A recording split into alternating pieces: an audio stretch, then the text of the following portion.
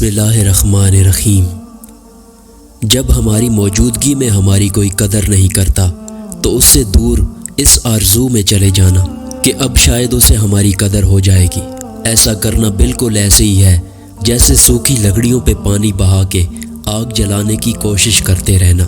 جنہیں احساس نہیں ہوتا انہیں کبھی بھی نہیں ہوتا، چاہے آپ 7 سمندر پار ہی کیوں نہ چلے جائیں۔ ان کے لیے آپ کا وجود ایسے ہی بے معنی ہے جیسے ایک نابینا کے لیے کوسے قزح کے رنگ۔ ہم جتنا خود کو سمجھیں گے اتنا ہی اعتماد زیادہ آئے گا۔ سقراط کو کسی نے گالی دی تو وہ مسکرانے لگا۔ کسی نے کہا کہ تمہیں شرم نہیں آتی کہ کوئی تمہیں گالی دیتا ہے اور تم مسکراتے ہو؟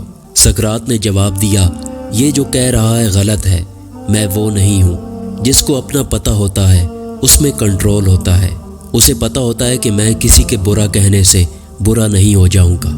میں نے لوگوں کے بلند قہقہوں میں ان کے ٹوٹتے حوصلوں کو محسوس کیا ہے، جھریوں میں پوشیدہ داستانوں کو جانا ہے۔ میں نے لوگوں کی اداس آنکھوں سے مسکراتے دیکھا ہے۔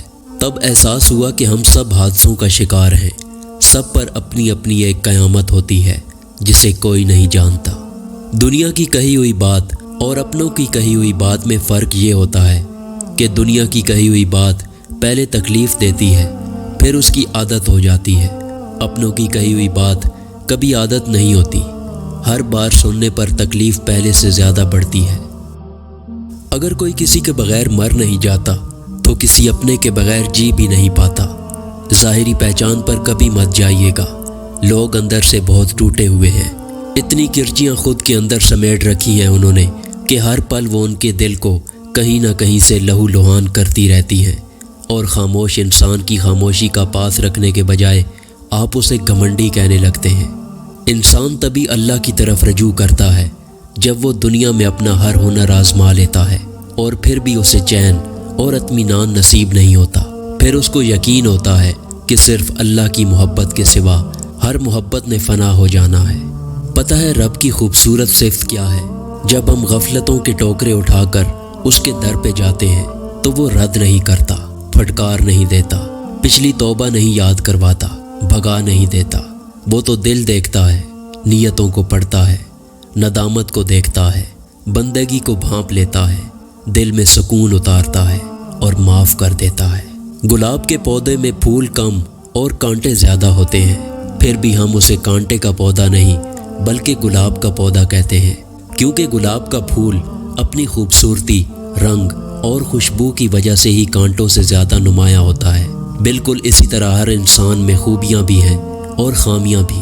اپنی خوبیاں پہلے سے زیادہ پختہ کیجیے اور خوبصورت بنائیے، تاکہ لوگوں کو آپ کی خوبیوں سے اتنا فائدہ ہو کہ وہ آپ کی خامیاں اگنور ہی کر دیں۔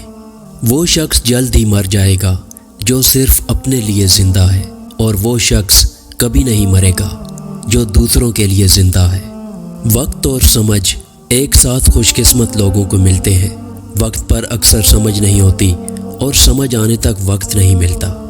جب سایہ قد سے بڑا اور باتیں اوقات سے بڑی ہونے لگ جائیں تو سمجھ جائیں کہ سورج غروب ہونے والا ہے۔ ہر عبادت کا پتہ نہیں ہوتا کہ وہ قبول ہے یا نہیں، مگر درود شریف ایسی عبادت ہے جو ادا ہوتے ہی قبول ہو جاتی ہے۔ کامیابی ہمیشہ ناکامیوں کے بعد آتی ہے۔ اس دنیا میں فتح صرف اسی کے لیے ہے جو شکست کو مان لینے کا حوصلہ رکھتا ہے۔